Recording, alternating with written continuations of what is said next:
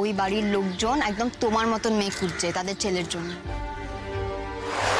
কলকাতায় যে বাড়িতে আশিতা হয়ে থাকতো, তাদের ছোট ছেলের সঙ্গে তোমাকে বেশ মানাবে।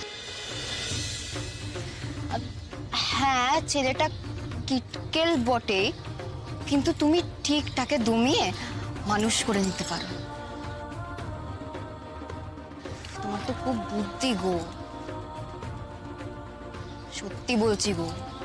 তোমাদের দুজনের কথা ভাবলে আমার মনে হয় একেবারে লক্ষ্মী নারায়ণ জুটি।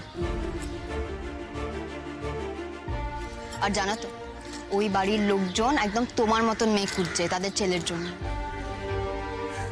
আমার মতন মেয়ে মানে?